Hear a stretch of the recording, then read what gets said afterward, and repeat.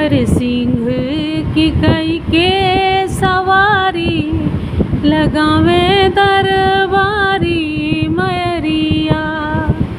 हर सिंह की कई के सवारी लगावे दरबारी मैरिया। सिंह की कई के सवारी लगावे दरबारी मैरिया। महिला दरबार कलकत्ता में लगावे, महिला दरबार कलकत्ता में लगावे।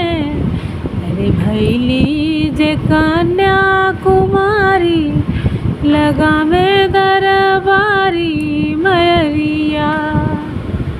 महिला दरबार कलकत्ता में लगावे, रे भैली जे कन्या कुमारिया लगावे दरबार मैरिया। हर सिंह की कई के सवारी लगावे दरबार मैरिया।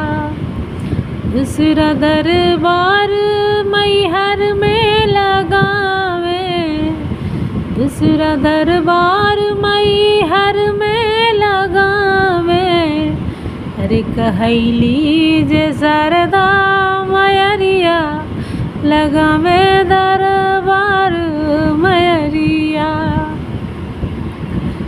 दूसरा दरबार मैहर में लगावे, दूसरा दरबार मैहर में लगावे।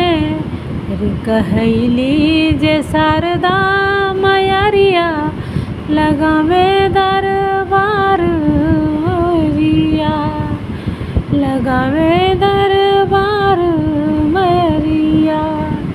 हर शेरवा के कई के सवारी लगावे दरबार मैरिया।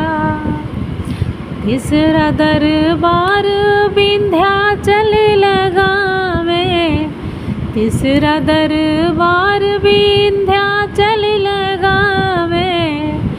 अरे भैली जे जग के मैरिया लगावे दरबार मैरिया।